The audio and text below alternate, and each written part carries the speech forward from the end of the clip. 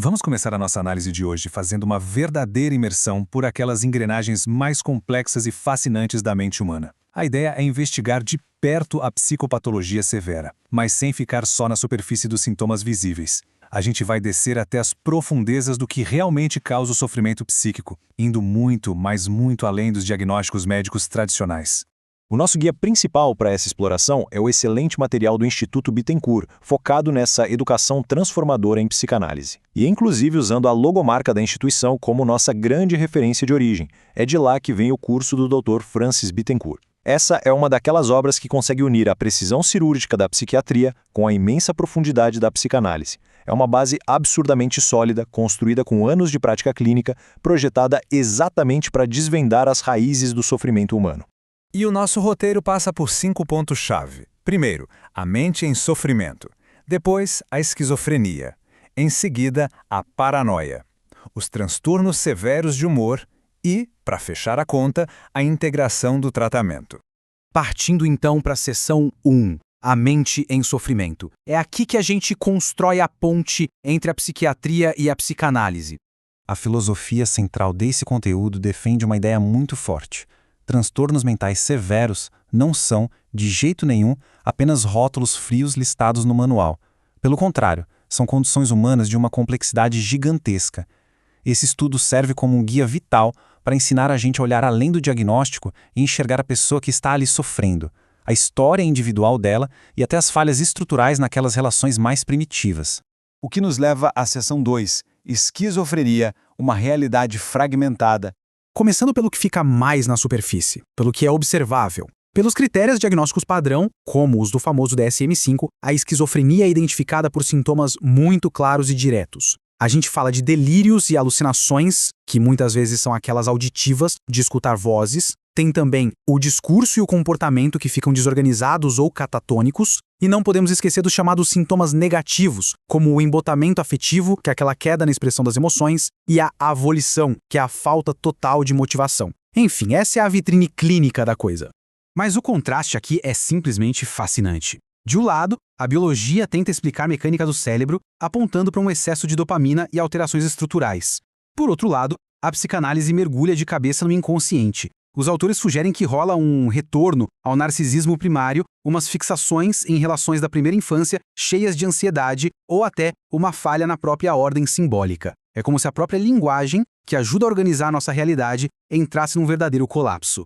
Passando para a seção 3, paranoia, o sistema delirante. É crucial entender que a formação de um delírio paranoide não acontece da noite para o dia. É todo um processo. Primeiro rola uma sensação inicial de muita estranheza e desconfiança. Depois, entra em cena um motorzinho da paranoia, que é a projeção. A mente basicamente pega aqueles impulsos internos inaceitáveis e joga para fora. E no fim das contas, isso se consolida num sistema de crenças tão rígido e tão impermeável à lógica que nenhuma evidência no mundo consegue convencer a pessoa de que ela não está sendo perseguida.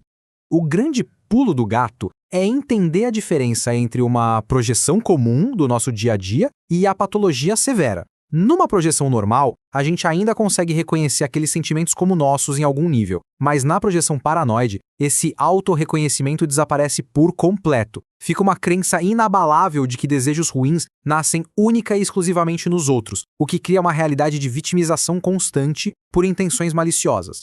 E de onde vem essa visão tão cínica do mundo?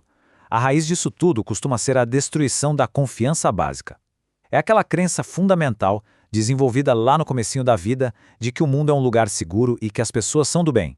Quando traumas precoces, negligência ou abusos acabam estilhando essa confiança, a mente fica incrivelmente vulnerável à paranoia, passando a enxergar perigo e hostilidade até nas situações mais neutras possíveis. Chegamos então à seção 4, transtornos de humor e suas oscilações severas. Tem uma diferença brutal entre a depressão maior, o transtorno bipolar e a distimia quando a gente mapeia os sintomas da superfície direto para as raízes ocultas. A depressão maior não é só uma tristeza. Na visão da psicanálise, é uma reação a uma perda irreparável. A distimia nasce de uma privação emocional lá da infância que foi internalizada. E o transtorno bipolar traz aquelas oscilações gigantescas que são bem perigosas. Essa verdadeira montanha-russa do transtorno bipolar tem uma dinâmica profunda absurda.